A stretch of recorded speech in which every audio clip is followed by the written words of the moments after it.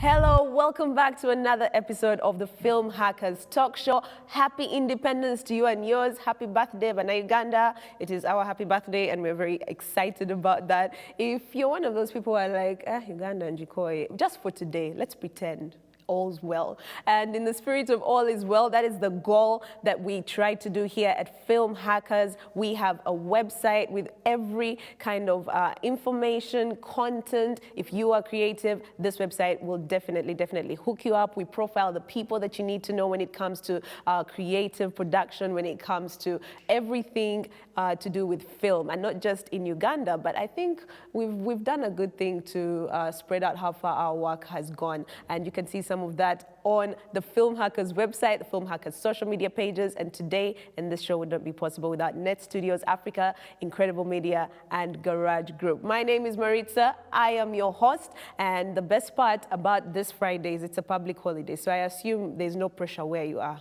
right? You're not, rushing to finish lunch. You're not rushing to get back in a meeting. You're not sneak watching us under your office desk. So I expect everybody to be part of this conversation. And today's conversation is very important because we get into a lot of things we love so we can make money without hating ourselves. Does that make sense? So passion is supposed to also feed you. That is the idea. That is the goal. But the thing is, the things we want to do cost some money.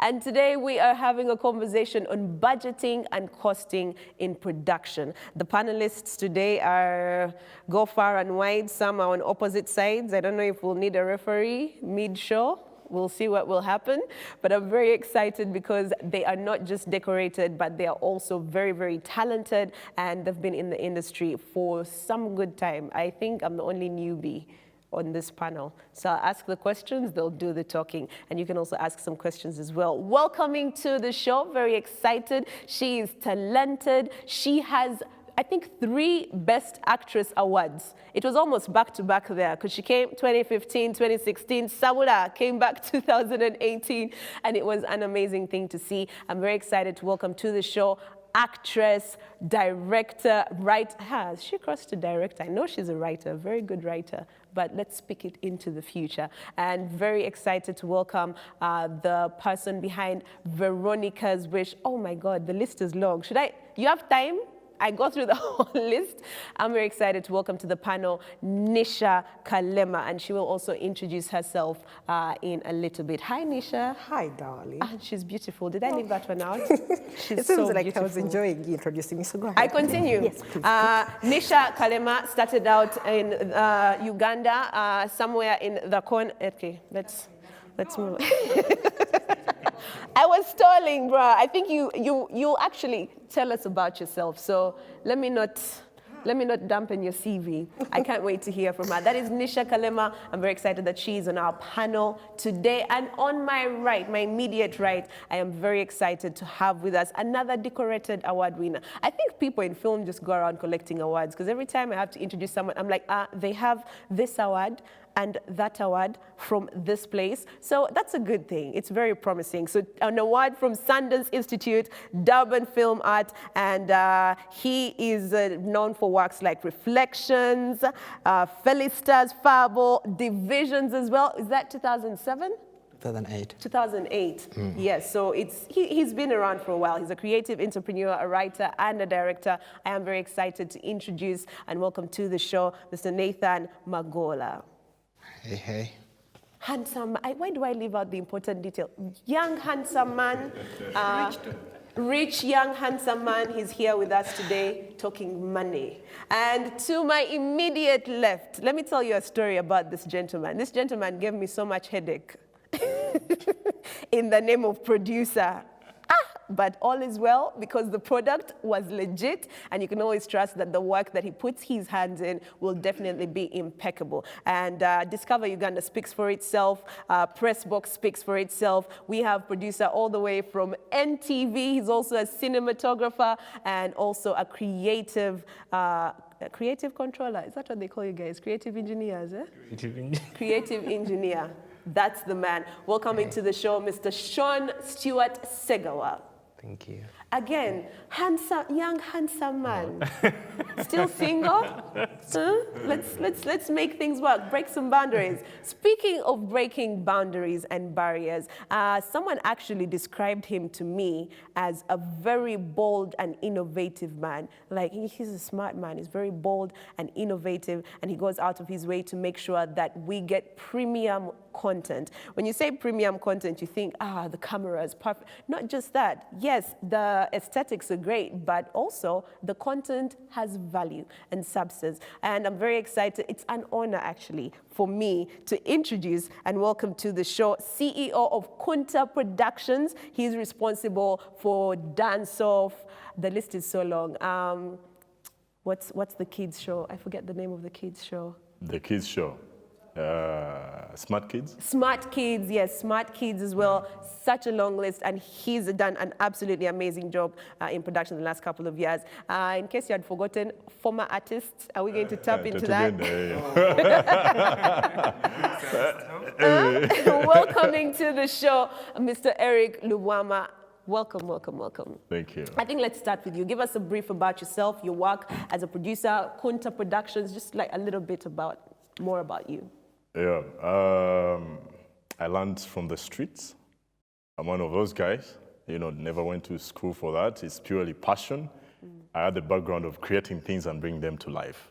Professionally, I'm an architect, so if you understand what the architect does, it's similar to what production is.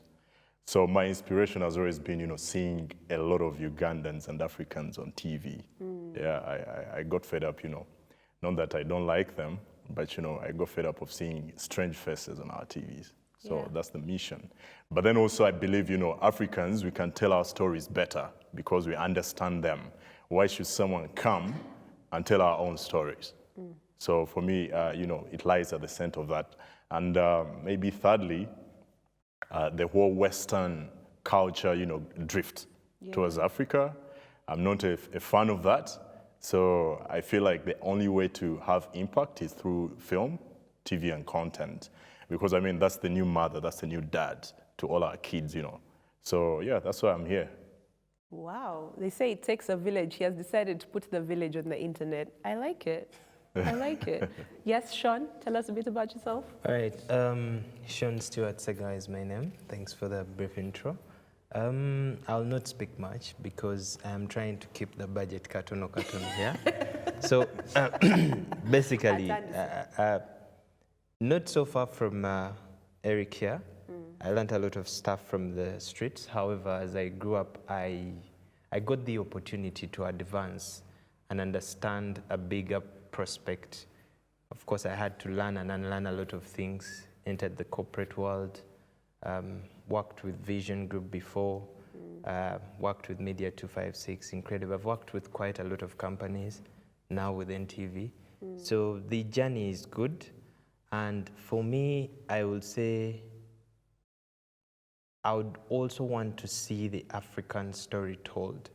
But most importantly is that I would love to see a space where we have a lot of talent, we have a lot of abilities. I would want to see a space where we flourish, because Africa is the next generation in that space.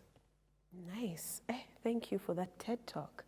Okay. The TED Talk. The production in that intro was, all right, come through. Yes, sir. Nathan.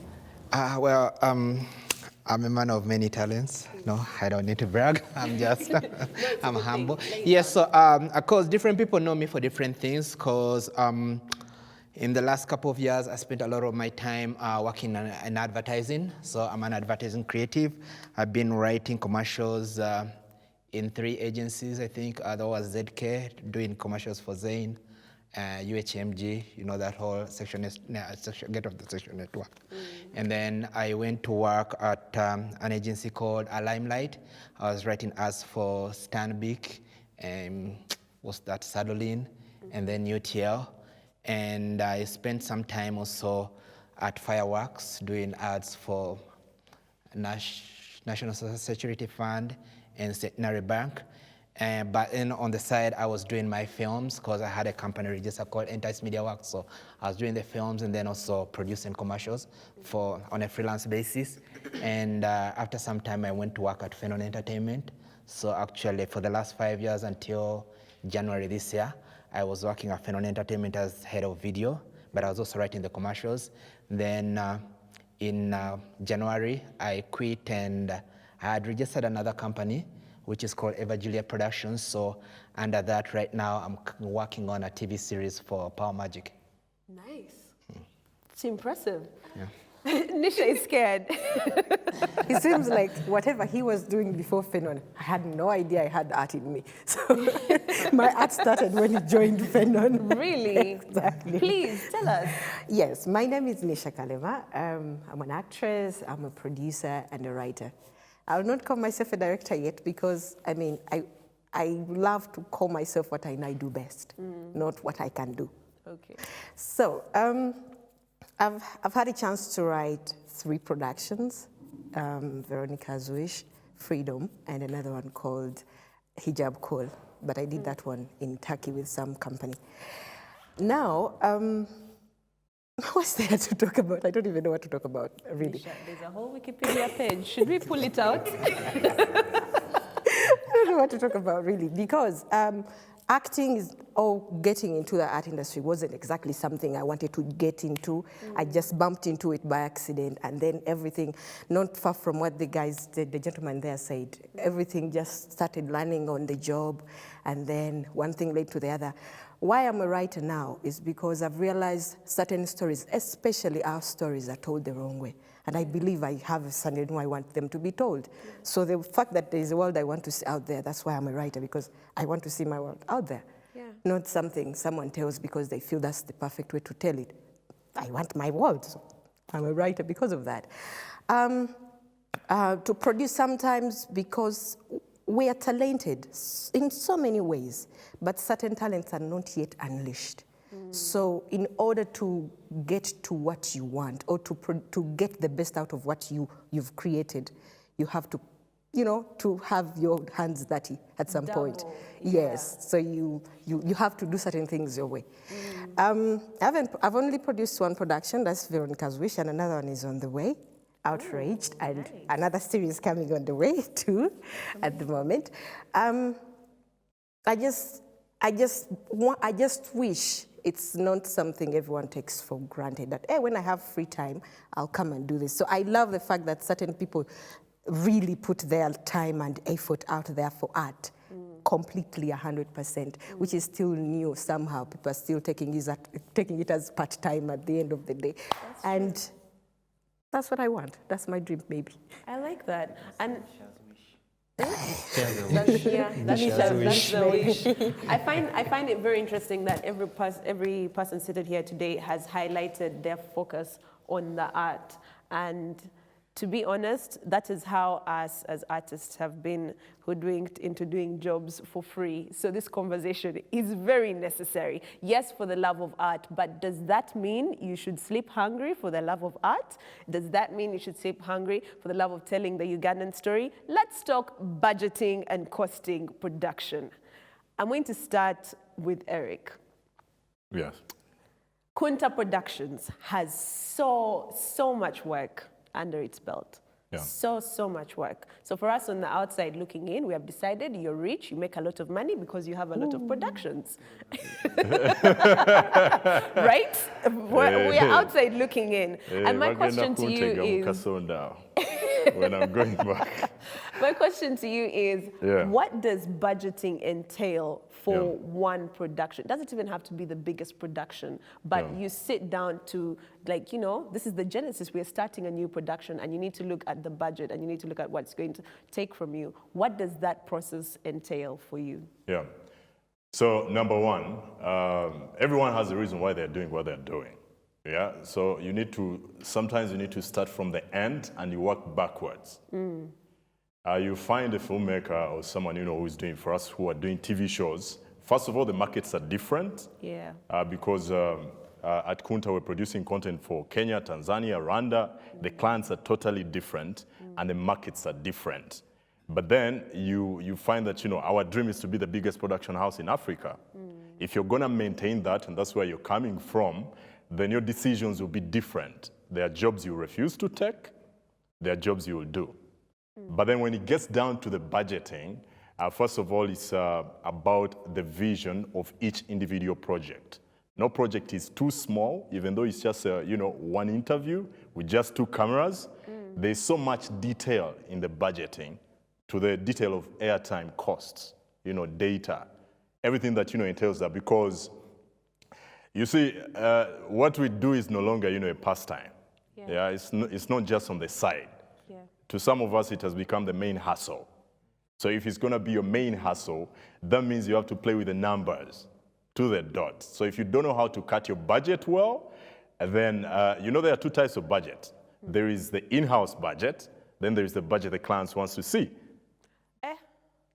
Yes. Part A and B. Part Please A break and it B. down. Let me break down part A. Right now, there is a client, I'm not going to say the name, but it's one of the corporate ones, a big brand. We present a budget to them. I don't know if we're going to lose a job for this one. You probably won't. Yeah, they are known to watch it. They are so busy. Yeah, so we present a budget and we put an agency fee. And then they were against the agency fee. They're like, find a way of putting your money up there. This is not new. Let me ask, Yeah. Is agency fee similar to like talent fee? So sort of like after you've put down all the costs, I need airtime, I need transport, now I need this money. Is that the same as agency fee? Yes, because here's the thing. The client wants to know that you're giving me the true costs. And every industry has rates. You're not going to quote TV lighting, say for a set like this, because he'll go to this guy and finds out that no, the industry rate is this. Yeah. So first they're going to check, are you following the industry rates? And then eventually Kunta Productions is in this for the business.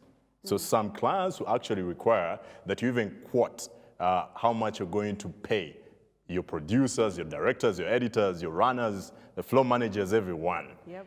But at the end of the day, Kunta Productions has to stay, with money, because this project is supposed to leave us different. So that is what we call the agency fee, or sometimes in the budget, it's a managerial fee. But then if you don't know how to break down the figures to the last detail, then the client will never give you the money, because they know you don't understand what you're doing. Because no client is going to take a block figure. So we're doing this, series of competitions. It's 1.3 billion. How? And then also, it depends, I don't know if I'm still talking about budgeting or costing, but how you cost your project will influence your budget.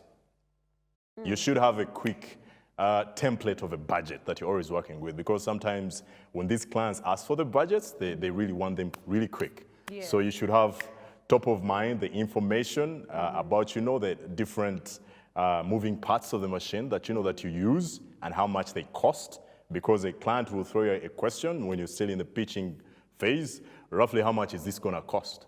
You should be able to give an answer. So budgeting is key if you're actually going to grow and make money. It's very key.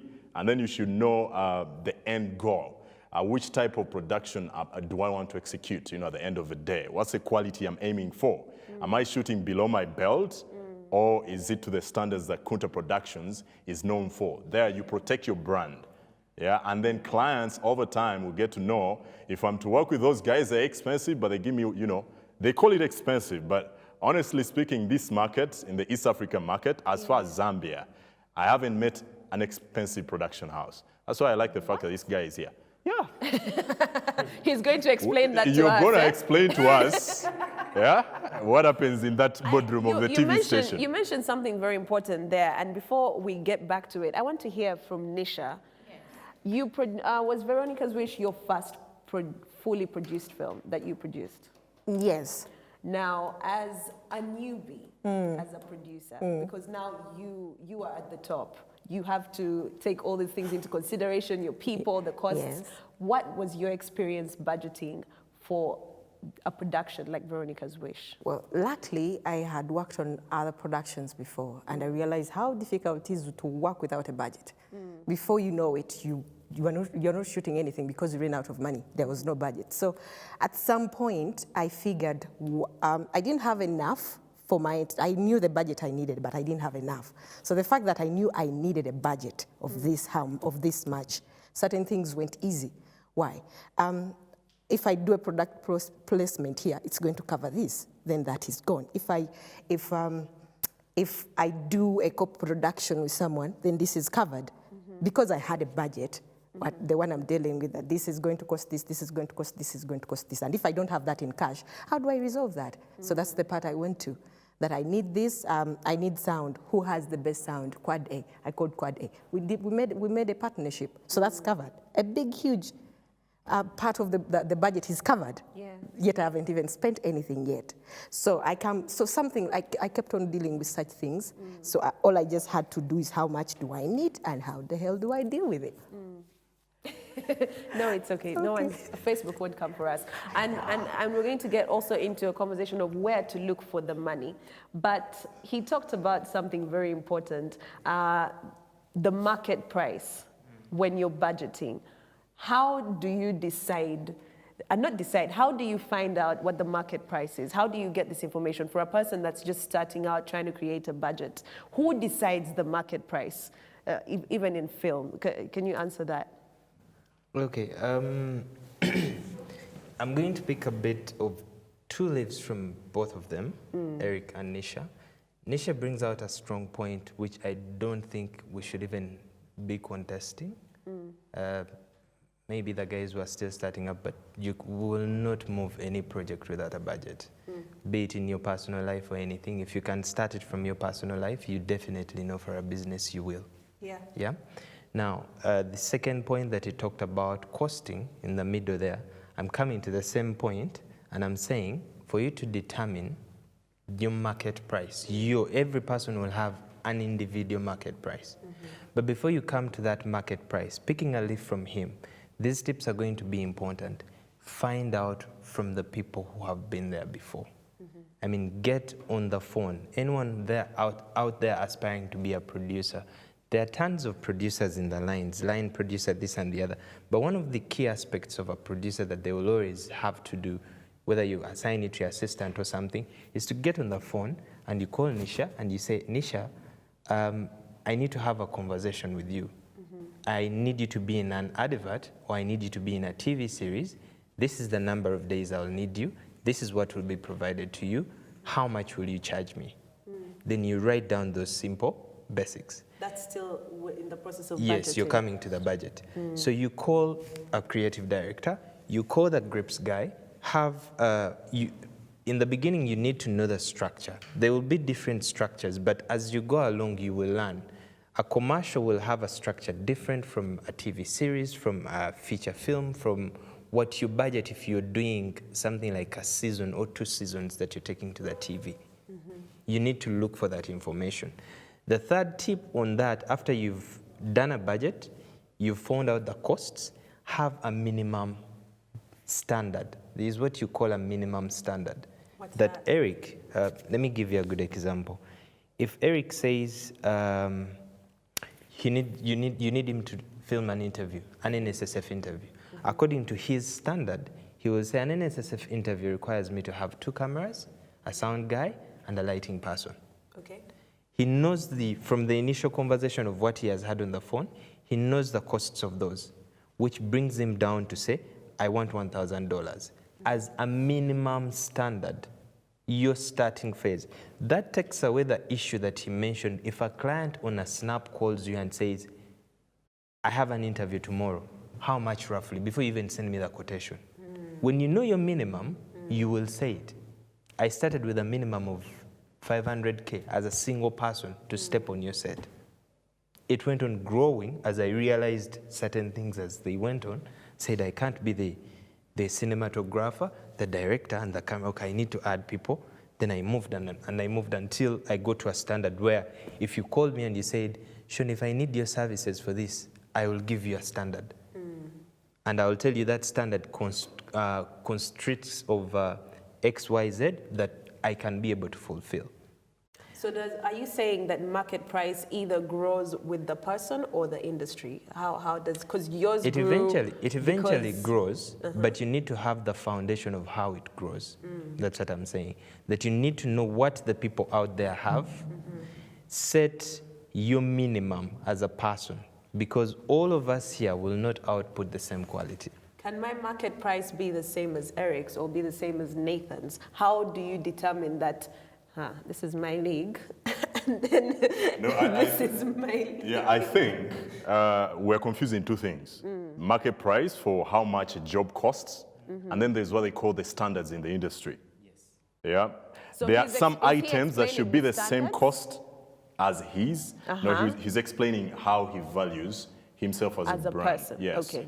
But when it comes to budgeting, there are items that should be similar, cut across. Because, I mean, say for example, if you're talking about equipment, if you're costing for equipment, there's a particular type of cameras. If you're quoting, say, for Blackmagics, there is a rate you won't go beyond. Yeah, because the supply and demand in the market has stated that, say, for Blackmagics, a rental value, even though I own it, it will be on the budget. Yeah, because every time that camera is out, it's working, it's depreciating value, so I have to cost it because that's the other way we make money.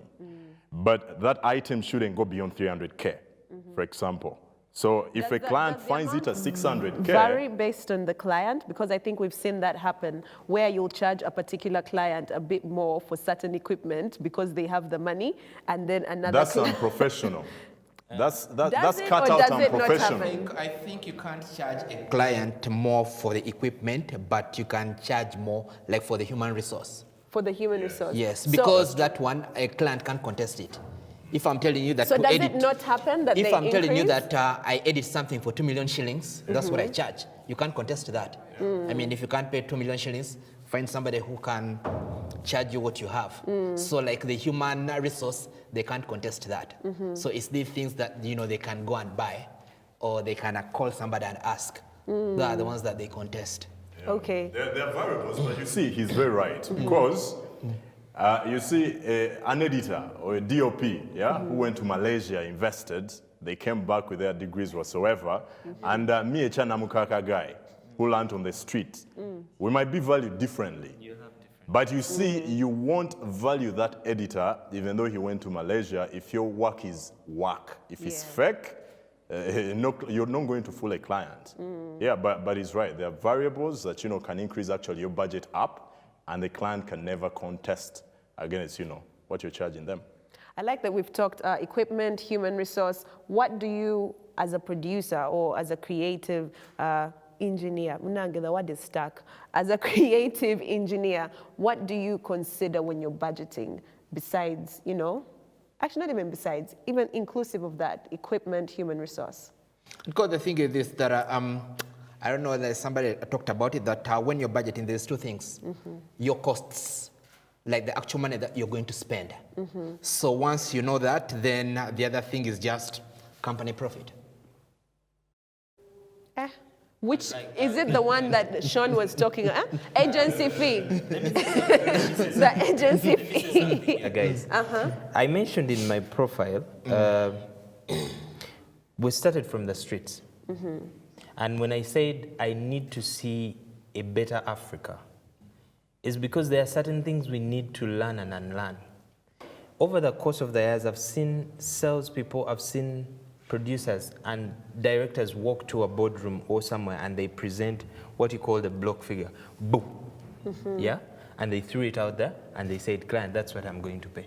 And then you end up in the haggle. We all know how that haggle goes. How did you come to this? Tell me, how many hours do you work for?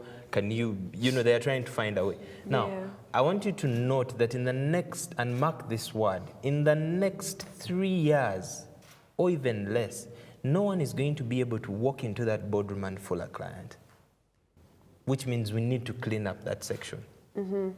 I've had in this conversation, and with no offense, the statement of, how do you call it, difference and stuff, needs to be corrected. It is true, by all means, any business and people, and this is what I would say to all the young people out there, as you make your budget, for me the key tip at the top of the others is target 30. There's a rule: 30, 50, 70. Break that down. So 30, when you are starting up, 30 is what you're targeting as your profit. We need to make profits, guys, 30%. at the end of the day. Yeah, 30%. So if I'm charging you 1 million, I need to target a 30. Some people, me when I was growing up, when I was being taught about it, I was actually taught 50. Profit? Yes. Which world? This world. Uganda? Yes, Hi, yeah, in yeah, yeah. Uganda. And we're going to come to how we bring it in then and clean it up and make it reasonable. But at the beginning of it, you must know it has to happen. For one reason, you will not survive and keep presenting, and we will not find Nisha, the creator, and Eric here tomorrow for the next job if he can't pay rent, if he can't find food. We're not talking about a scenario where I pick 1 million shillings from Maritza, I give it away to the DOP, the creative, and the actor, and I'm done. Doesn't happen. No. We should avoid that. So you shouldn't at the end of the day, and some clients actually understand it. True story, I've been in a meeting with a client, and my friend tried to cut costs, and the client asked, so how do you make money? Oh, you came to rob us. You don't want to hear that question again. Did you come to rob us? Because you're not making money. How do you make So if you're not making money, what are you doing in this boardroom? That is So a that's a very good standard. It has to be there. It has to be there. I'm going to have to cut you short. It has to I'm be going to there. have to cut you short. We'll come. Can you hold this fire? We need to come back with this fire because this is a conversation that is going to be so heated. Referee, you guys still haven't got us a referee, please. So, how do you make money? Those are the questions we want answered today. And when we get back, our panelists will break it down. The clothes are coming out. This is getting exciting. You're watching the Film Hackers Talk Show. Otadi.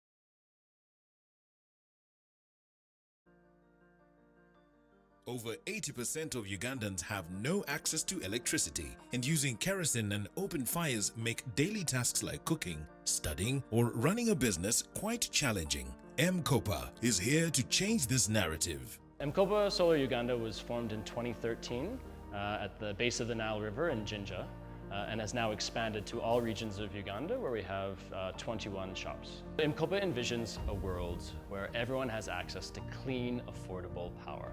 M-KOPA tries to make it easy for customers to pay by taking the amount that they're already spending on kerosene and batteries and phone charging, and instead get them to pay us that same amount at a daily rate over the course of the loan.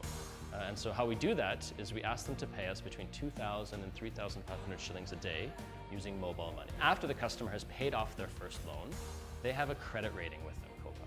So we now know that they can afford to pay us a daily payment. And this is where we tell the customer, we say, what else do you want? And we're able to upgrade them to other products. So we're able to sell them smartphones, we're able to sell them televisions, we're able to sell them clean cook stoves, we're able to give them cash loans, we're able to sell them refrigerators.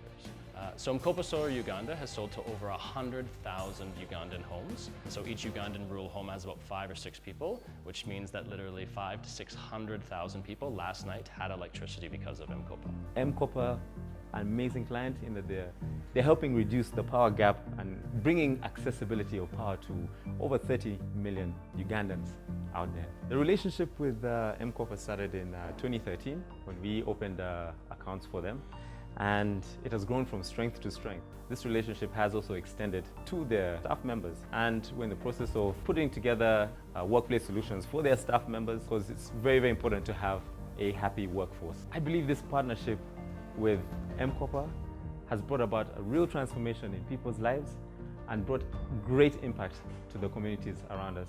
For both Stanbic and M-KOPA, it's an exciting and a very bright future ahead. Stanbic Bank came up with an innovative working capital solution for M-KOPA that has helped us access critical financing, which will enable us grow our customer base over the next 2 years and beyond. The thing that I love about M-KOPA is the fact that we are changing much more than lives. I mean, we are changing both the customers' lives, but our staff's lives as well. This facility has helped us to grow our customers from 80,000 a year back. We're almost hitting 100,000 customers, which is big. And in the future, we hope to grow by leaps and bounds. Not only that, we've extended this relationship to our staff. So we have staff now banking with Stanbic, and Stanbic is able to empower our staff as well as our customers. Nali nina amasanyalazi ninga nga ng'omanyi by'amasanyalazi nimbalabalamu nga amasanyalazi gali waggulu nnyo kwekukozesa M-KOPA sola. EkyTV bati bakisuubira nti tusobola okulaba TV nga eri clear ku sola, kati bali kukiraba ndaba okozesa M-KOPA sola ate osevinga nnyo okusinga okukozesa amasanyalazi, oba nekyo sevinga nnyo kinene nnyo. Amasanyalazi ne gagenda abaana bange basigala bakola ki, balaba TV era n'ebitabo basoma. It's amazing the transformation impact of what access to electricity can bring to the communities around us. And as Stanbic, we're all about transforming lives. It is partnerships like these that help us achieve our goal of creating a better tomorrow for Ugandans. Stanbic Bank, moving forward.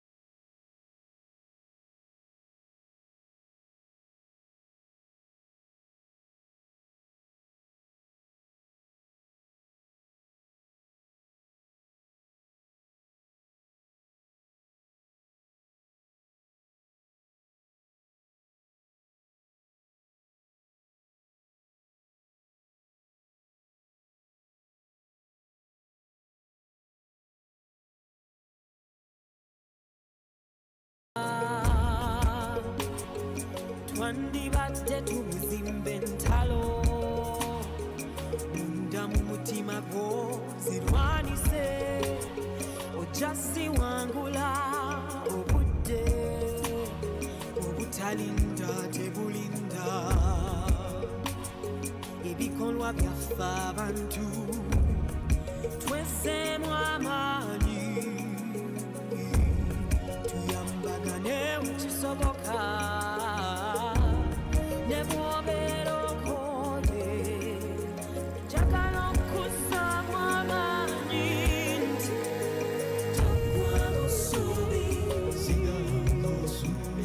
Newankubadde ng'obulamu bujjudde okukaaba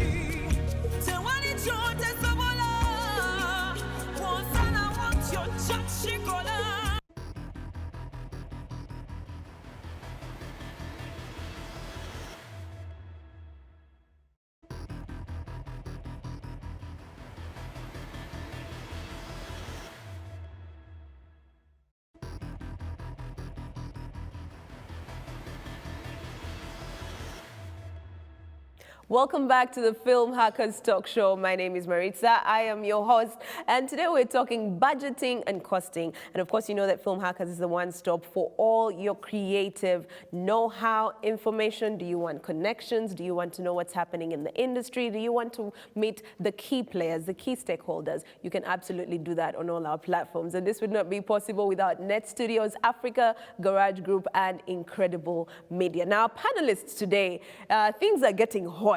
And I'm talking to people who have been in this industry for over a decade. And when you have that much experience under your belt, you've really seen things. You're almost traumatized. Do we need therapy at some point to go through, you know, some of these challenges, especially money? Money.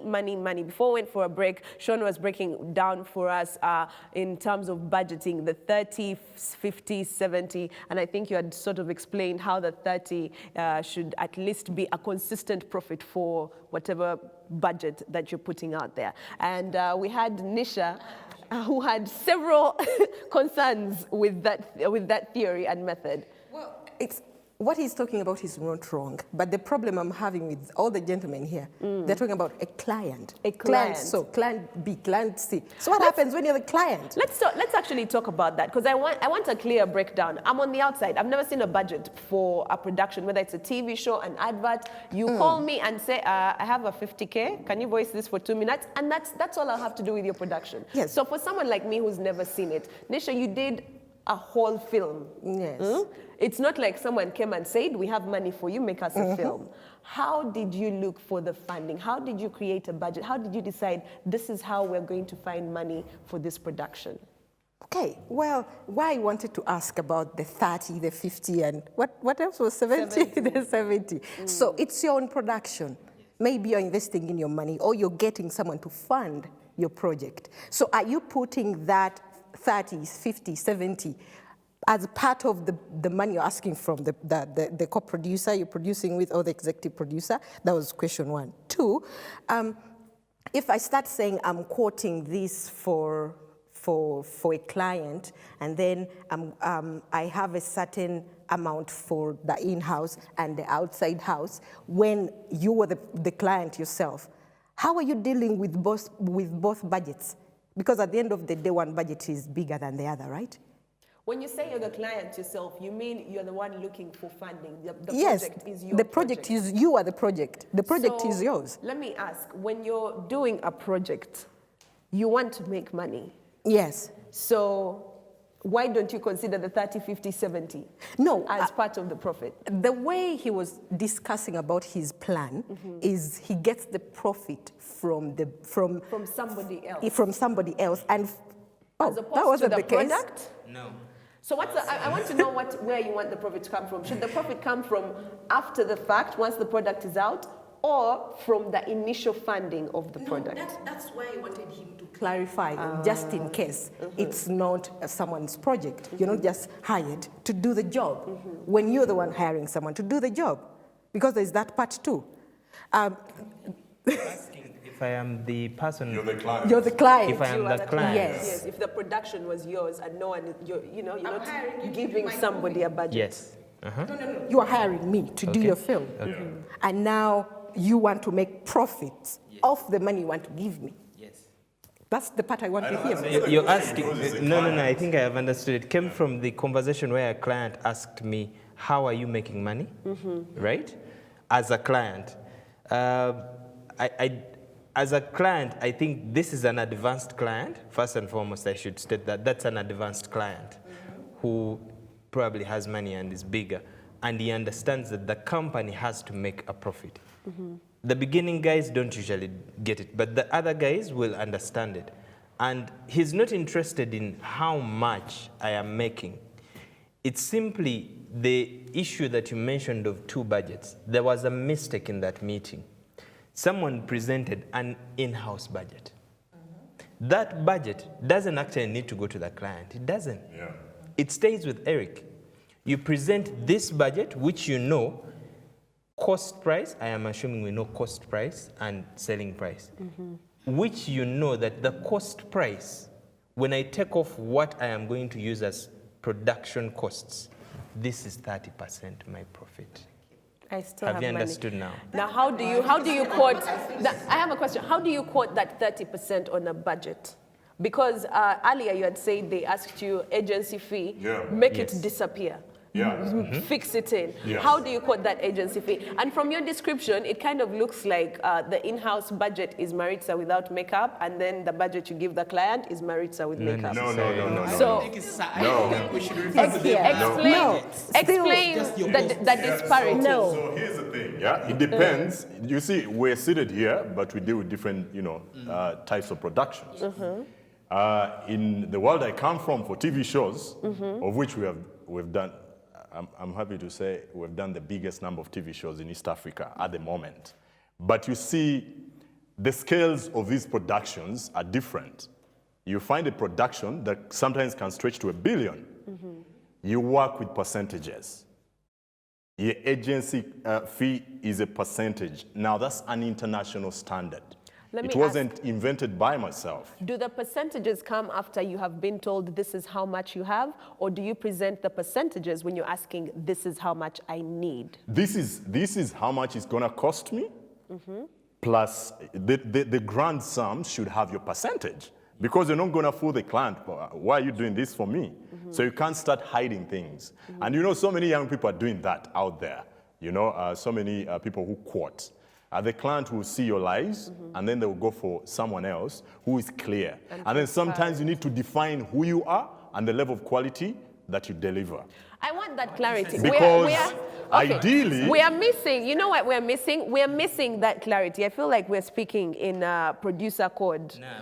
Speak. I want to help you with that. On who your client is. That's what I want So us to there are break clients down. who understand that there is, different industries. They'll put in some people, like in advertising agencies, they say it's agency fee.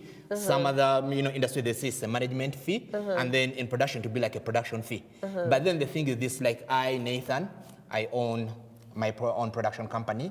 So if I'm doing a job, I have to pay myself a salary. That is for me.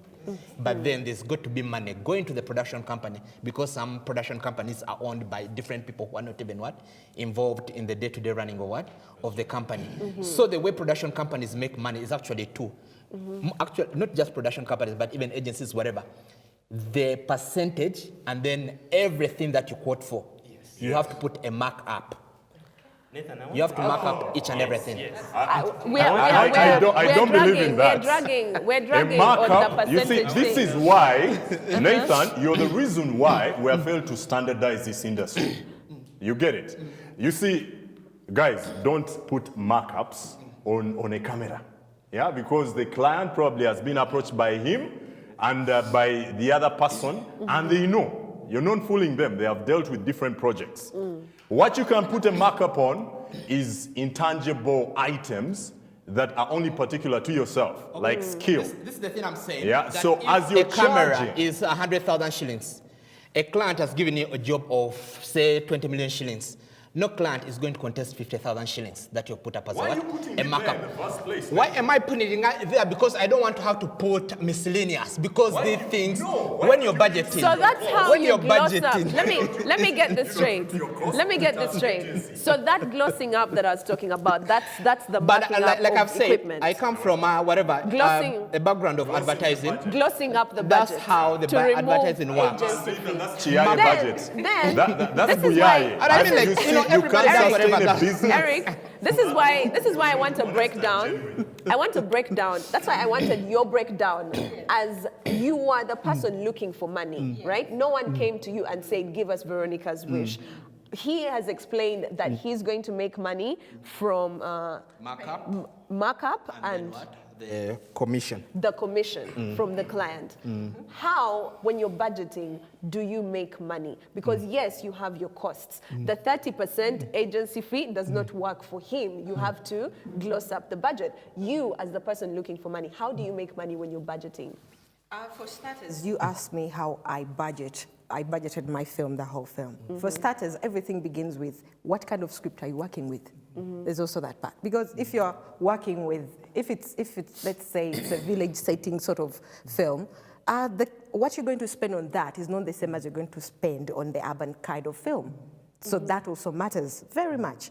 So it depends on the kind of script I have. So if the kind of script I have asks for a lot in production design, then that means I'm going to have, because equipment is usually going to spend almost this, you're going to spend the same usually, because unless if you don't want quality. But if you're working with the same quality you want always, the equipment is going to stay the same, the people you're going to hire are still the same. Who are going to give you, who are going to bring value to what you want. Then this comes back to how much do you need in production design, how much do you need in maybe transportation. There are certain things that are going to be attached to the production that would not have been attached to the previous production if it was a different kind of script. So I come to what, Veronica's Wish, let me use that as an example because it's the project that is there. So I have Veronica's Wish. I need expensive cars, I need this, I need good houses, I need this. All that I don't have, and all that need money. So if all that need money, how much? I start quoting for every piece, that step by step. Yeah. As he mentioned, I call, who do I want to talk to work with? Malaika. Hello, Malaika. Hi, it's been long. How much would you like to work for at this particular time? She says this. I say, oh no, I have this. Before I even start budgeting. So I know this is how much she might cost, and then I put that down. Then I call another one, I call another one, I call another one. Then the crew, still the same. So now I know this is how much crew and cast will cost. I'll add in a little amount for just in case this happens or something happens or something happens. How do you place that amount? That's the question.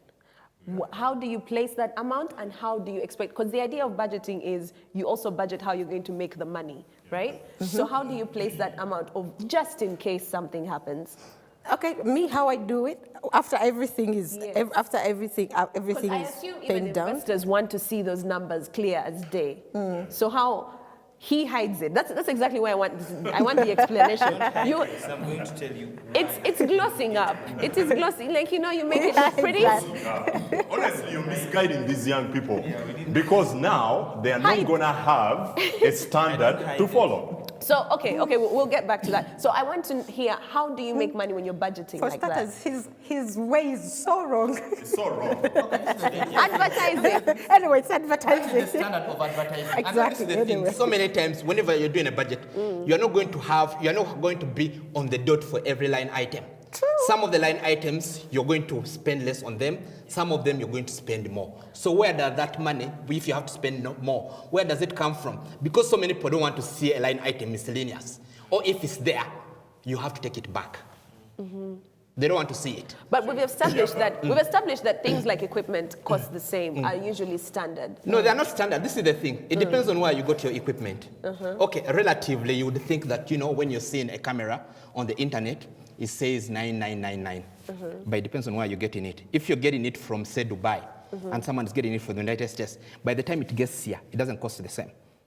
I'm talking about people who are hiring. And that's what I'm saying. That's what I'm saying, that even people who are hiring, everybody has their own price. No, which is what I had asked earlier, and you people, both Stuart and Eric refused that. Because I was like, do you now sell your equipment, hire your equipment, say, Eric has money, we shall add 50K, which is what you were saying.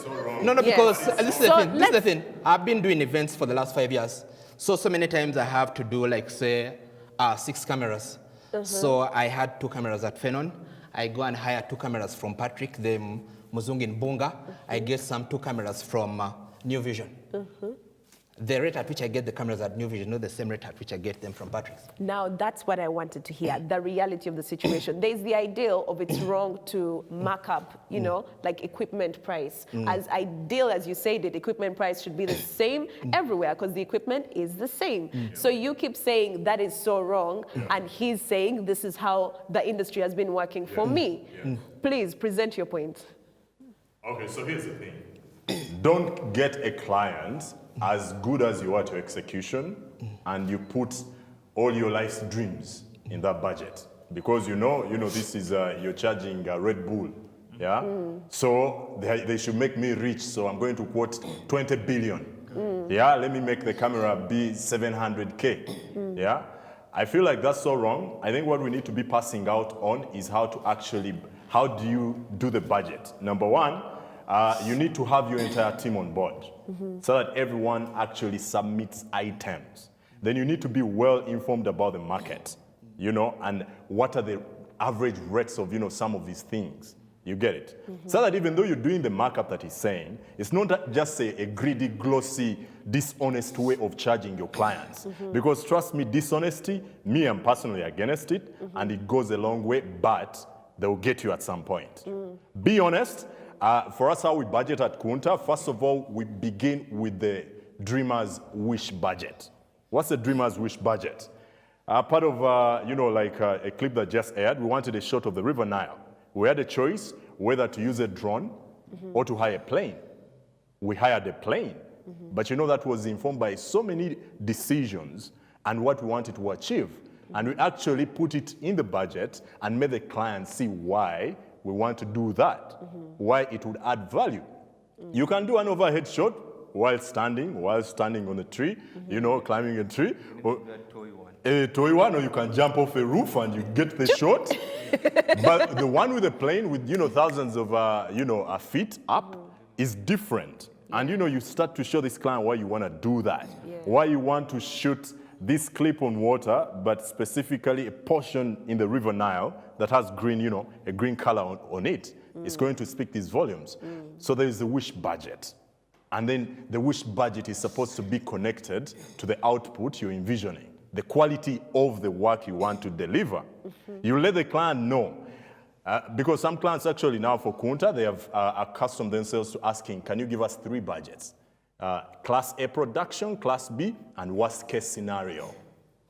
Because you see, we're here, there are 4 cameras in this set, yeah? But you know, 2 cameras could have done it. True. Or 1 camera when, you know, you're just panning. Still, that's the product delivered, but then also you should have a baseline standard. Am I willing to use one camera and at the end I'm gonna put Kunta Productions, Maso Kulutimbe? No. So, client, this is my baseline, you know? But be genuine and honest. Now, the problem we have is these guys. You see, these guys, they are so caught up in their SE. The good thing with him, the good thing, he has been on the street.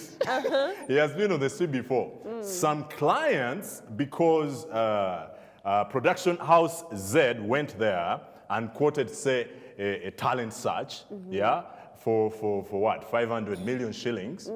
You're gonna go and you present, you know, 2 billion, and you know, it's going to be a hard time actually making them understand how different you're gonna deliver. But let me tell you the secret. Branding and how you actually introduce yourself.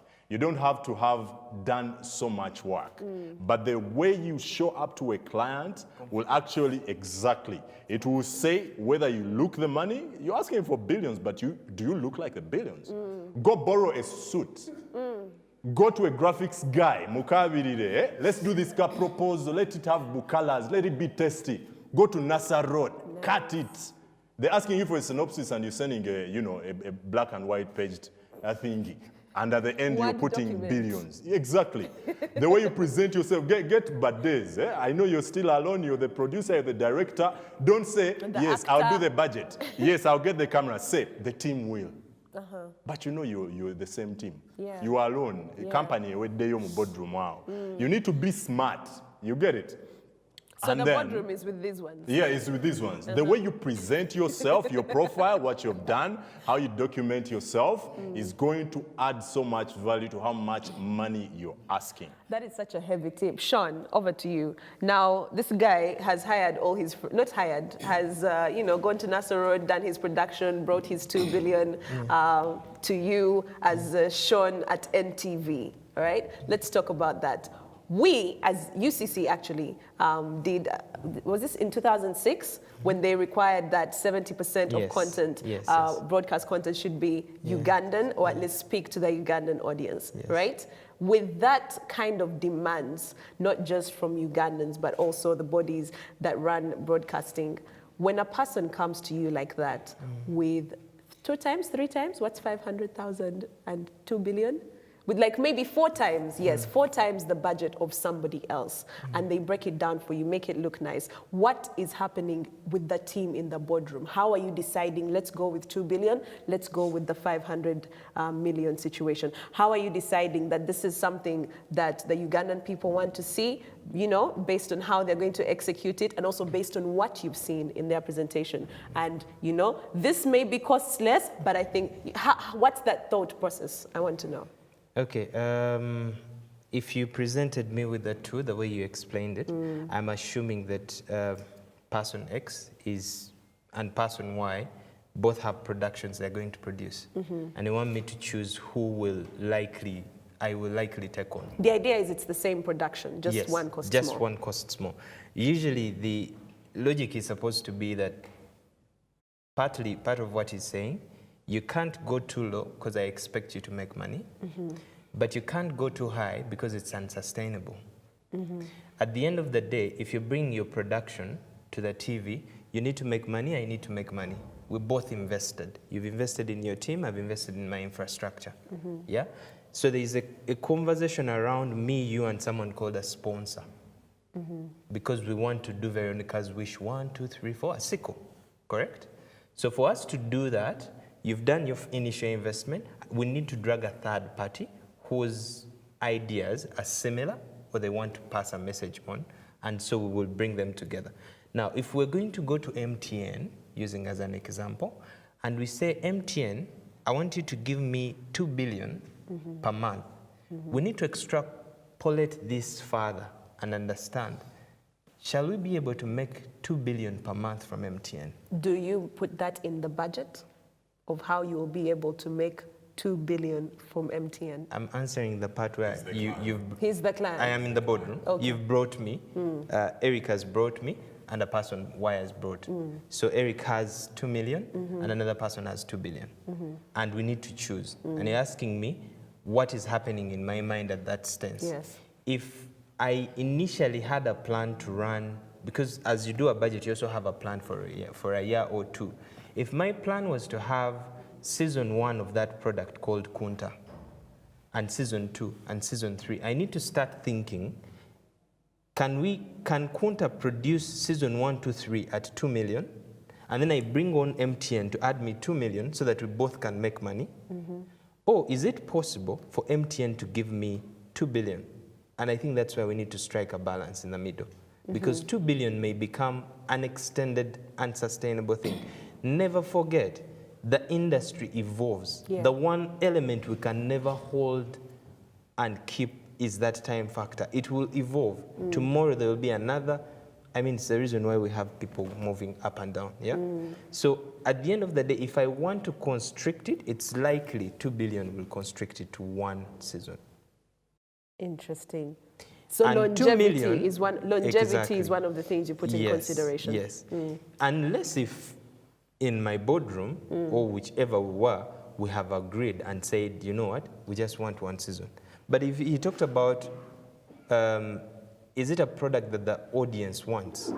I will look at the product, and there are products you look at and you're like, damn, this thing is beautiful. It might have started with about 1 million, but it's beautiful. And we need to push it high. And at that stage, we will say, okay, for us to do it, we need to move away from 2 million because its production quality is still low. I guess that's where it comes in about value. So we'll push it a little higher and say, you know what?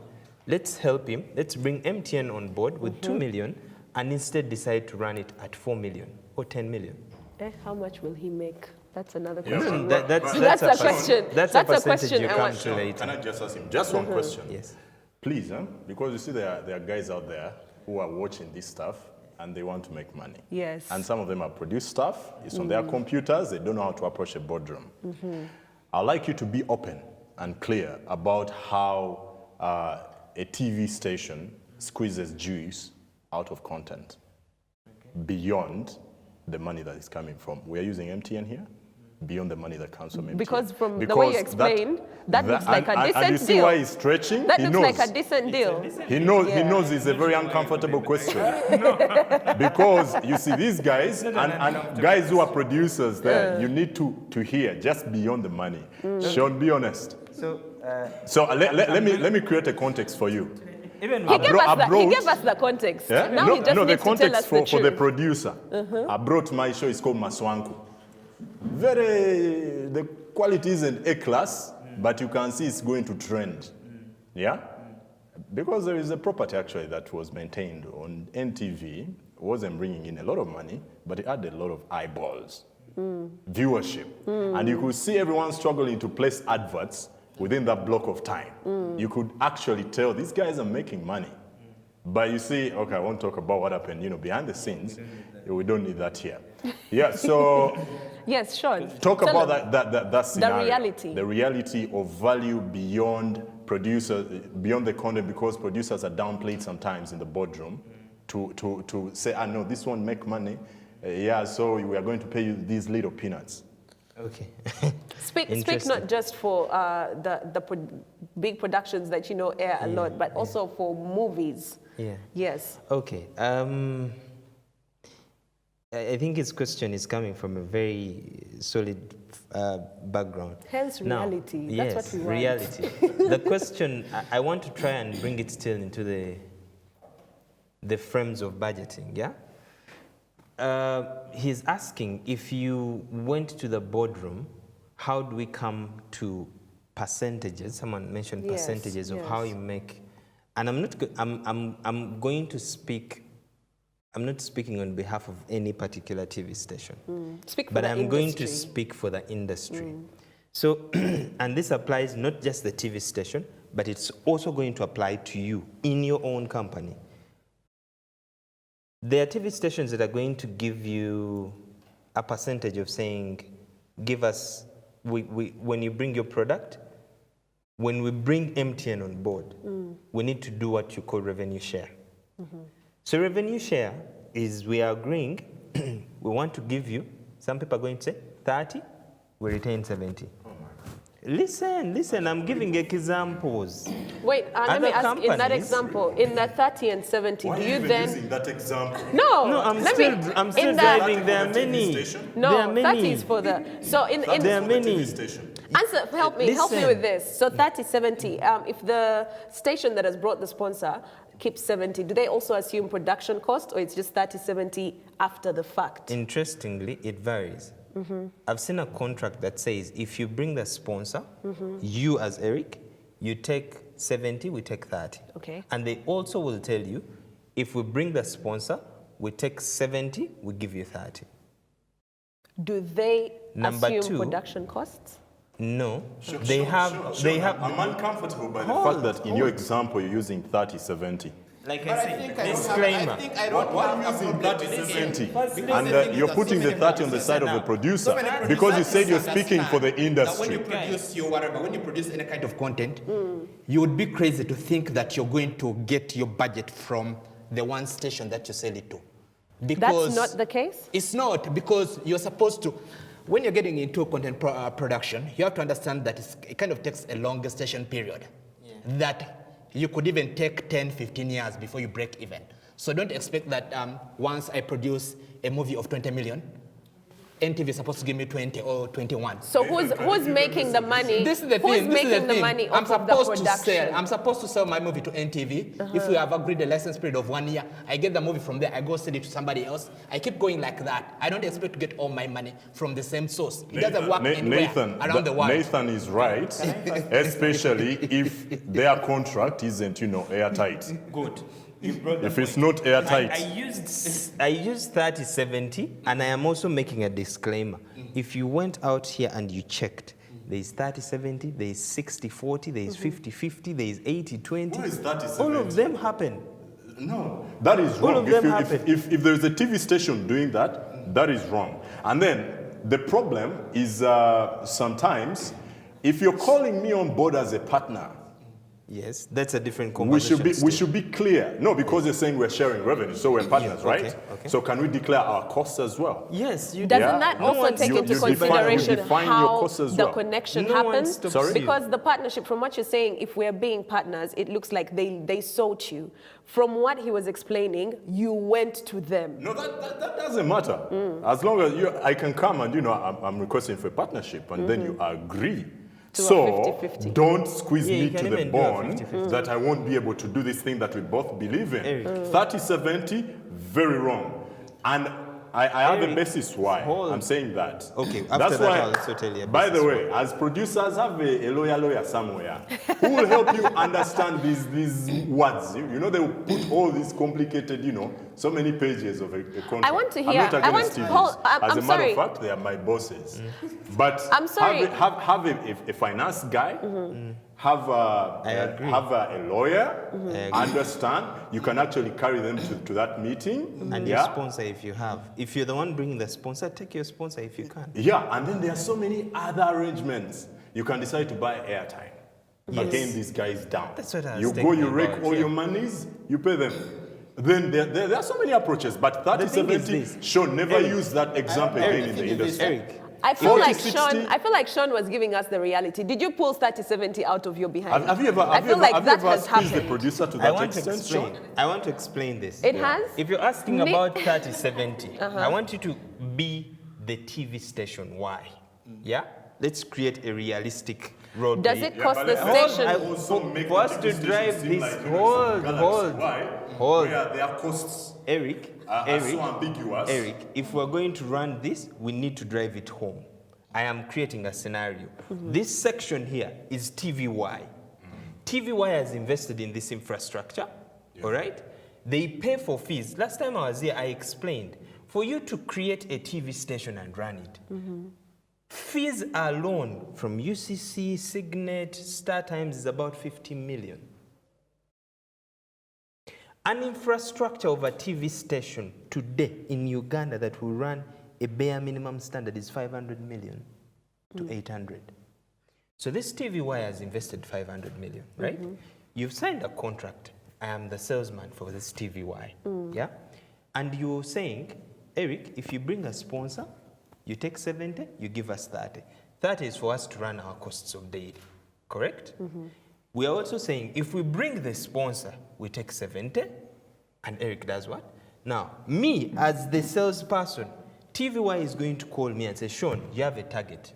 Yeah. Step out there, confuse and convince MTN to come here and give us 20 million. At the end of the day, if Sean delivers, Sean expects to be paid. Commission. And you also, now, you see, at the end of the day, why they're asking for the 70, they have tasked, you have invested in a person to hunt. The same way, Eric, who stepped out when we were giving Eric 70%, we didn't bring our salesperson, he didn't deliver. We're only maintaining these costs by the 30. Eric got his person, sent him out there and said, let's hunt, let's get Airtel. And he brought Airtel on board. He deserves the 70%. But I also say, this is not quoted in stone. You can negotiate. You can say, we can also negotiate a TVY and we say, yes, we have the infrastructure. Hold on. 50-50. I want to, hold on. For the guys there, if You you're a can't producer like me, negotiate. please, 30-70, never have such discussions. I want to hear Always work from for the Nisha. 40. Hold on. Worst case scenario. No, I understand Hold Sean on, I as feel- well. But hold Sean, on, you see hold the on. problem is glorifying Guys. the TV station so much. Guys, I feel like Sean has made the point, and we've also made our point. But I want to move on a little bit and hear from Nisha. Nisha, how did you make money off of, let's do Veronica's Wish? As in after or before? After. Ideally, it's after. You intended to make money off of the project once it was finished. Yes. How did you make money off of it? Because yes, you had investors, maybe you partnered with some people, they came in, funded it, but how did you make money? Was it one of those productions of Mana Uganda, free gift, here you go? Or was your intention to actually make money from it? Because I think the point of even budgeting to begin with is you want to know how much it's going to cost you before you can collect your profit, right? Okay. So how did you make money? To begin with, and this is so wrong, please don't use this at home. I was doing this out of passion. I wasn't looking at where I'm selling it to begin with. In the beginning, and that's why I'm saying, don't do this at home.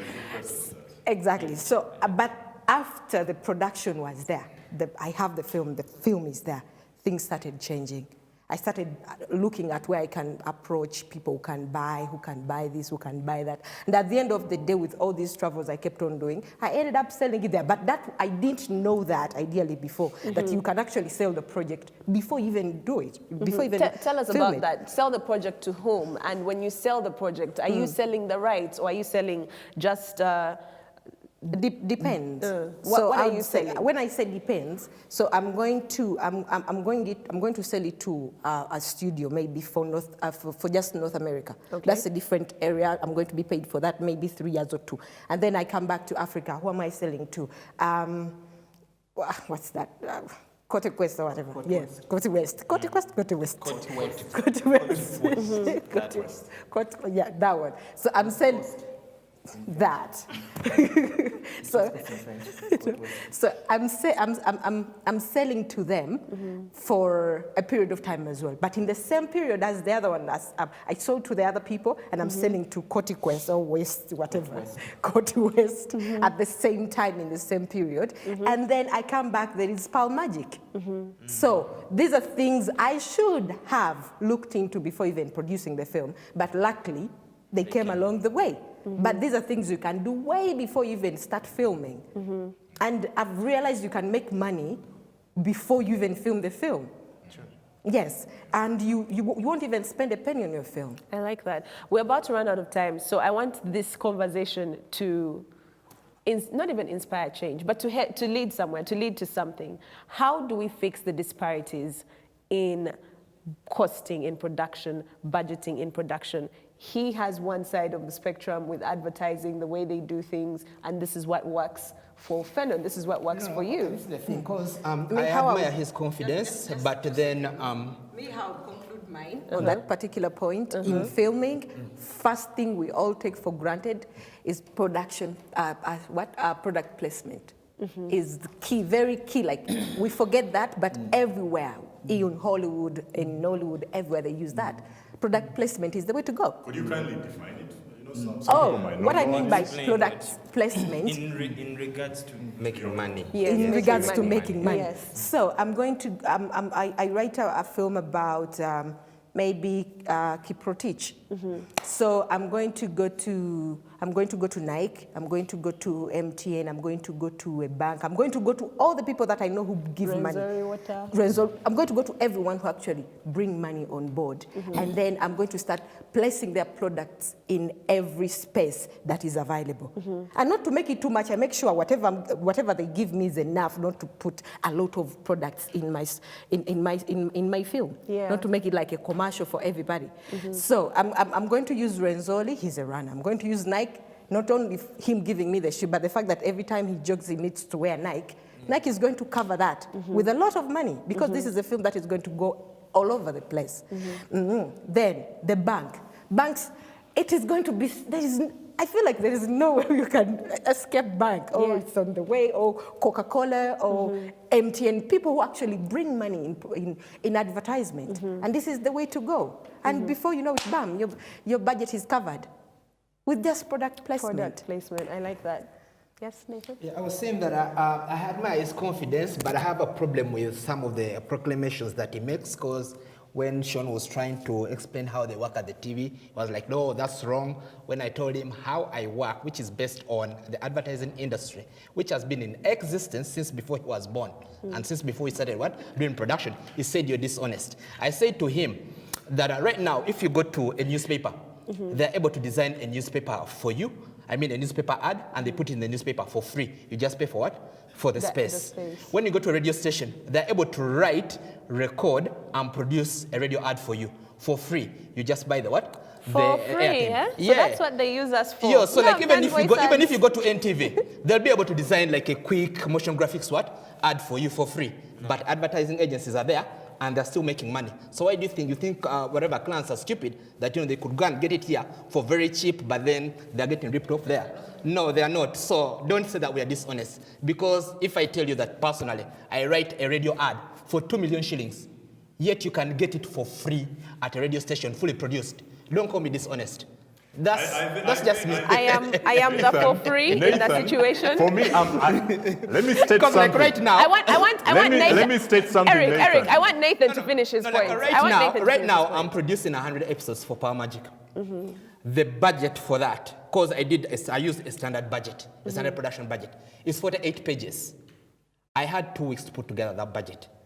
I don't have time to call each and every person to get a quotation from them. You know, what do you charge for this? I'm just estimating I can get this for about maybe 2 million shillings, but to be safe, I may not get it for what? 2 million shillings. To be safe, let me put it at what? At 2.5. No questions asked. No questions asked, because what I did, the way it worked is that this was a commission project. So I have my story that, like, you know, we are calling for, you know, projects. I put it in, so they give me a budget, and then, so like in my budget, I have somewhere where it says rights release. Because now it's my story. Once I give it to them, it's theirs. What do I put there? It's only me who can determine. It's entirely up to you. It's only me who can determine.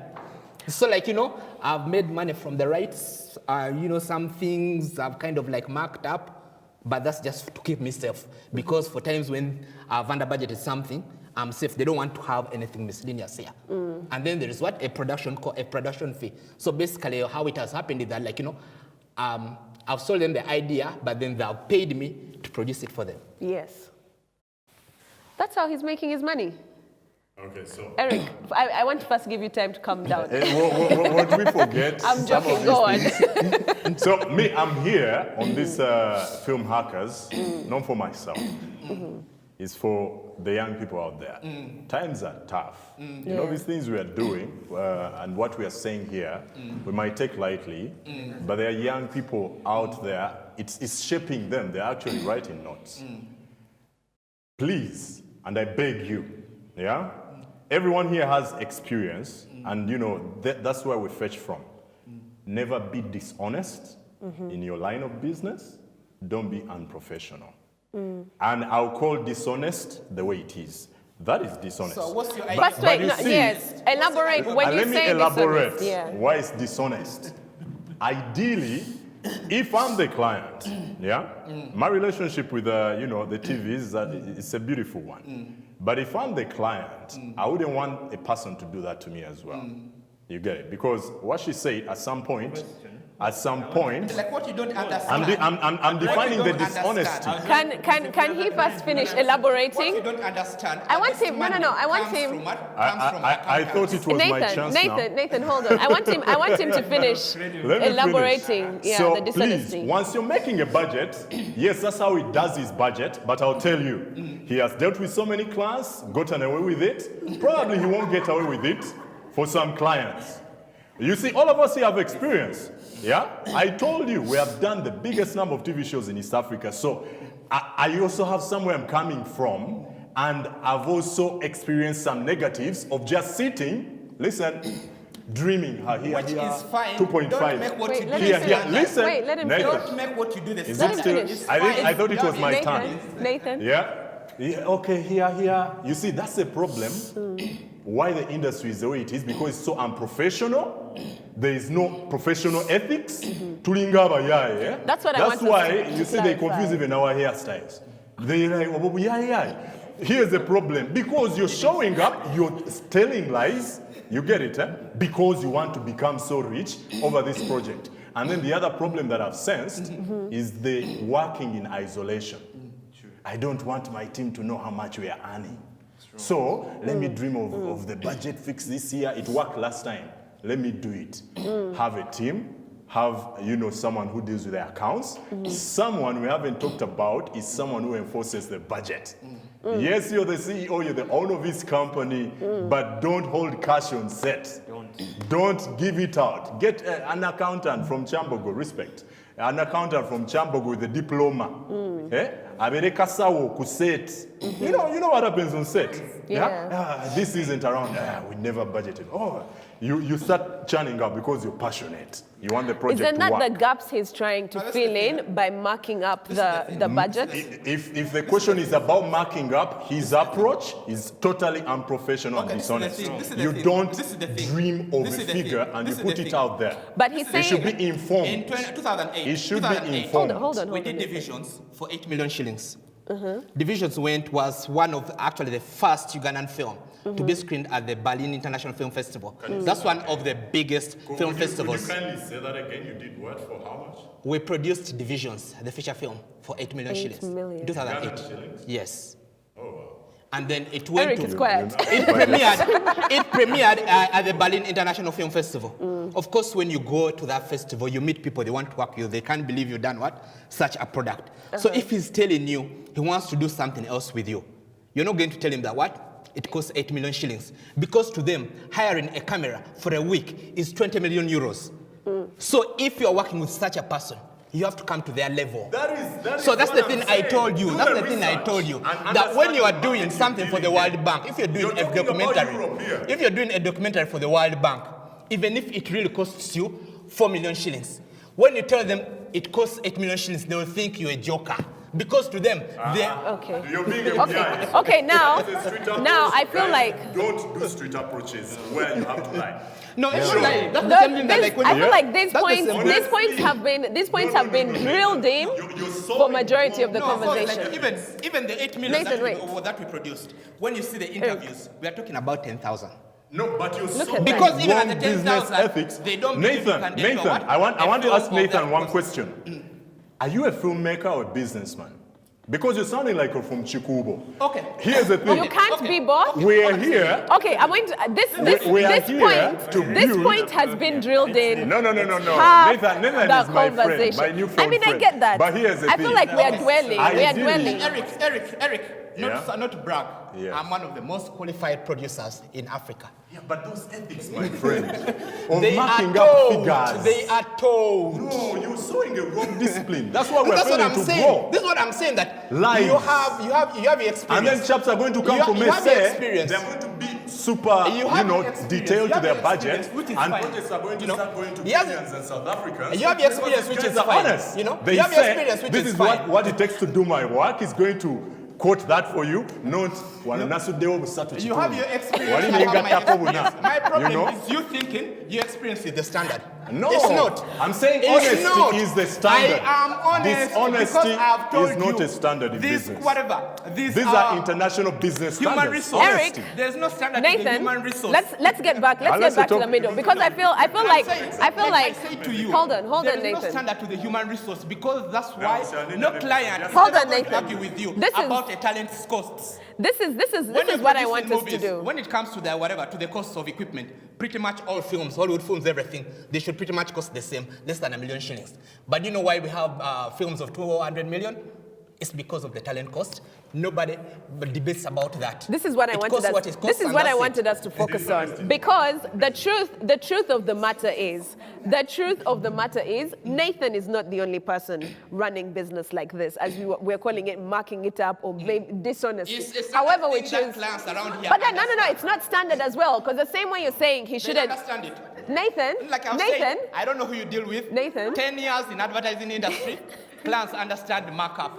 Nathan, Agency markup. he's not entirely wrong, but the same way Nathan is saying what Eric does, you don't standardize your way. The same way I think Eric is also saying don't standardize your way. So is there really a standard? And is it too much to ask to strive for one? Because that is the goal. If we are going to make money like Eric, you're saying, you want longevity in the business. You need to be able to be honest. You need to be able to deliver regardless of how much more it's going to cost you in production, right? When it comes to all that, do we need a standard? Not just, yes, you claim talent fee. No, do we need a standard costing or budgeting in the industry? Is there a standard way to do things? I'm going to just say one thing. He We says need professionalism. He says you can't have a standard. Because even if you've done 20 commercials, every commercial is different. Let's hear from Sean. I'm going to tell you why I say you have to have a standard, because today I do not know how you came here, but whether it's a border or occur, if those costs keep varying every day, today you use 5,000 to come here, tomorrow it's 10,000, the other day it's 30,000, it becomes unsustainable. So you need a standard. No, you can't have a standard. Listen. You guys are Let him finish. Forget Let him about finish. TV. Let Sean I'm not finish. even talking about TV. Forget about TV. He's done away the from reason TV. why What I'm you saying want, is you can't have the a reason standard why you because have a everybody's parliament. costs are different. Listen, the reason why you have a parliament, the reason why you have a constitution, the reason why you sign an agreement is to have some sanity in your flow. Like a It's platform. called a standard. If you don't create a Wait, let Sean standard, finish. Let Sean if you finish. don't create a standard, nothing will thrive. That's for Now, sure. let me tell you Very this. unsustainable. Like in the developed countries, in Hollywood, they have all these unions. Do you know what the work of the unions is? Is to standardize. But then you have an actor who you can pay 100,000. You have an actor you can pay 20 million shillings. So you start from somewhere, but you really can't have a standard. But then I think that dishonesty was coming from things like marking up the cost of production, like equipment, which I was and saying things like that. This markup thing is the thing that is understood in certain industries that even clients are not querying it. Like I said to him, in advertising, you literally just said Tulibayai. Nathan, you guys are the reason. You see now, that's the problem. You're already a successful guy in this industry. But you're sowing katwa to these young people. Tetugenda kula. Because now, there is a guy, he's a Mulokole. Yes. He's into this business. Yes. He doesn't know how to lie. Yes. You're asking him to do a budget where it brings of figures. Eric, are you that guy? That means, sorry? Are you that guy? Am I that- You have spoken for that. Hold on. You have spoken for that guy the entire show, Yeah. right? Are you that guy that does everything for- by the book? So here's the thing. Everyone tries, to be honest. Yeah? But for me, what I see is lacking in this industry and why these guys are here is because of some attributes of professionalism they have carried up. You get it? Would you also He's say professional. transparency? You see, transparency and honesty are in the same neighborhood. They stay at the same block. But all of them, that's why they're two words. They're different.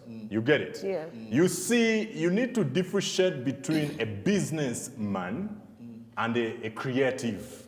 That's why it's good to leave the creatives handle their job. If you want a rugged, chikubo, sorry, no offense. No, it's okay. No, we are Street just guy, using street we are guy. Ugandan. Yeah. Hey, Fena Tuvaku Street, you get, eh? But if you want that person to actually excel and push your creative work and sell it out there, then get someone designed for that. But trust me, something about dishonesty, eventually it catches up with you. Okay, this is the Wait, Eventually no. catches We're up moving with on to you. another conversation because I want us to continue the dishonesty light. Kabudget katono. Huh? When producer, Nisha has laughed. Nisha, what stories were you telling your people? When a producer, when a person responsible for a production approaches the talent, maybe approaches the camera crew and any other person that you will need on board to make this production happen with the conversation of kabudget katono, what is the expectation there? Because this is considering that the other person is now going to invest in your project. If I am using my own transport, if I'm paying for my own lunch, if I am working for free, I have essentially invested in your project. Is there an arrangement after Kabudget Katono for this person to make the money back that they invested in your project? And is there a way that they can have a stake in that production as investors? I think The thing is not, it's not just always about money, but it's, again, I bring you back that it's all about value. That value doesn't necessarily have to be in monetary terms. Somebody is bringing whatever they are bringing because they believe in this project is going to go so far, and they would need the credit. They need to be attached to this project. So the credit is what they take as opposed Some to the people, money. yeah, because so many times people are not making money. Is it okay to settle for exposure in 2020? Excuse me? Talk about exposure. Credit is not exposure. Let's hear from Nisha. Let's hear from Nisha. Credit is not exposure. Explain the difference. A credit means the fact that I'm giving you credit to be my co-producer. Somewhere along the lines, we discussed how much you're getting for that credit. Okay, so credit equals money. Yes. Not necessarily. Not but necessarily it's always, value. but It's value. So if now If my credit on someone's movie will not translate into money, maybe at a later date, it doesn't have to come from the person who hired me, but maybe at a later date, isn't that exposure? No. Not really. If you're going to be paid at the end of the day, that's not exposure. Like, You're still hired. You're going to be paid. It's kind of hard to explain credit to a lay person, but look at it like say CV? Kind of CV, but okay, now just look at it like, oh, it's a degree. It's a degree. So credit has the same Something value like as that. a degree. Something like that. Okay. Like now That, you talk you know- about exposure. Yeah, so exposure. It also depends. Yeah, to a talent out there, please be careful of guys who speak of exposure. Some of them just want to rip you off.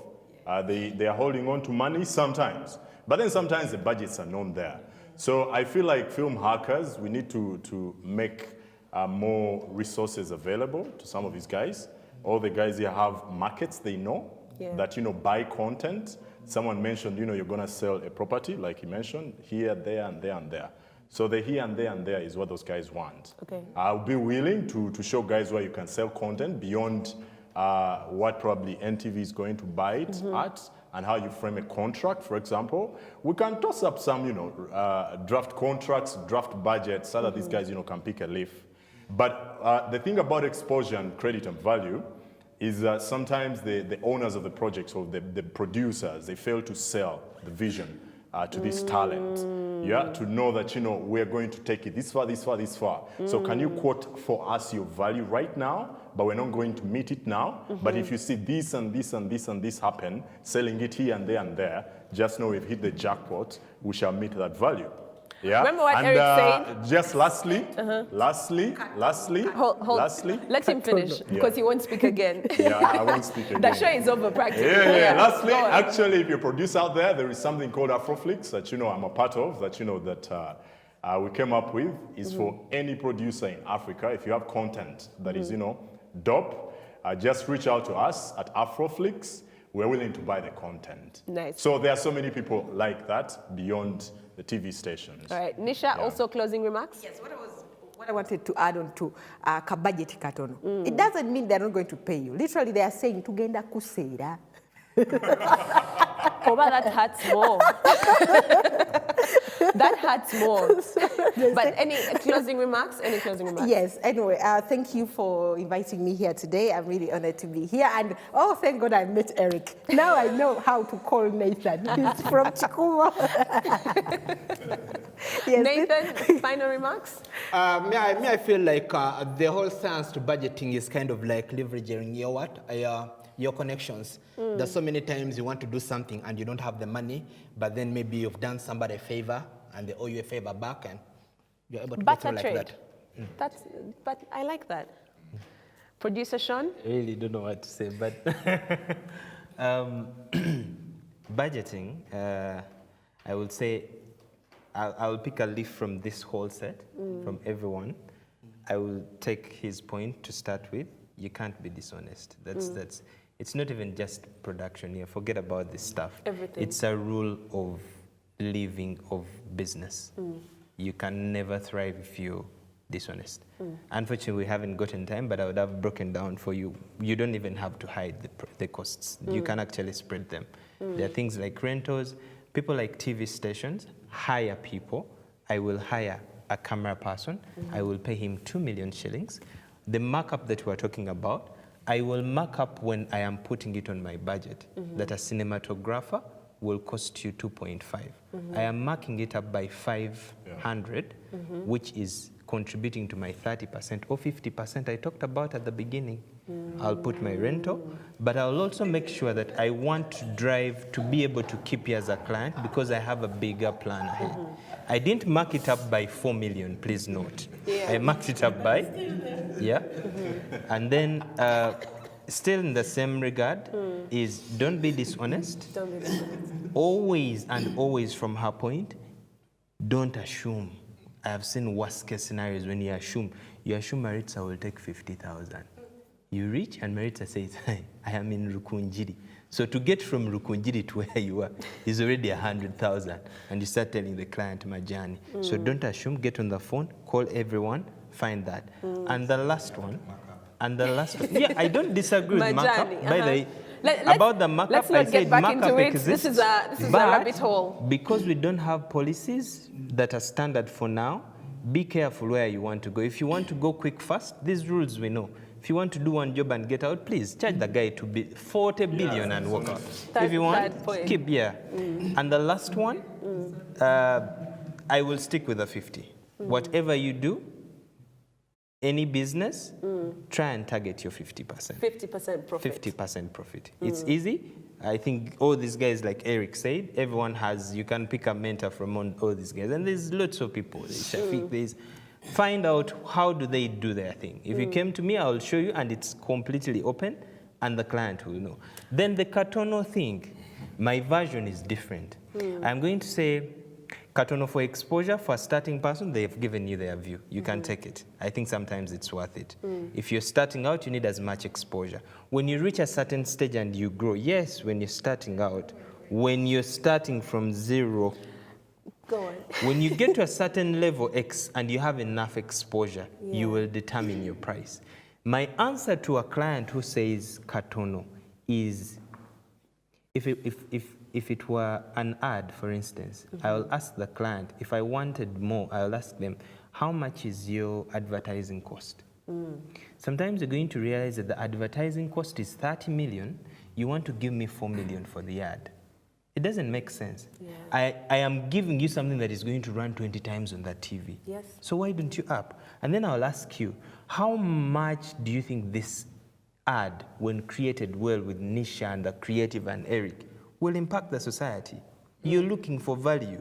What I am simply saying, you can negotiate and move up away from Katono. The space is there. Just know how to have the conversation. It's about adding value to the client. I'm going to invite everyone that's watching today to slide in Nisha, Nathan, and Sean and Eric's direct messages. They have spoken well, and they have clearly spoken like they're here to help. Eric straight up opened up his platform to you. So this budgeting thing can actually be done easy. It does not have to be the cause of stress in your production. And I like that this has been a very honest and open conversation. So share it with your friends and continue in the comments section. We always follow up as film hackers and myself and continue some of these conversations. I'll invite you, our panelists today, to also go into the comments and find out what the people are saying and reply to some of those. Thank you so much for watching. Happy Independence Day. I am very privileged and honored to have spent that with you and with our panelists here today. But celeb, let me even sit properly. And you can catch this show again next Friday, the Film Hackers Talk Show. This would not have been possible with Net Studios Africa, Garage Group, and Incredible Media. My name is Maritza. I've been your host. We're out.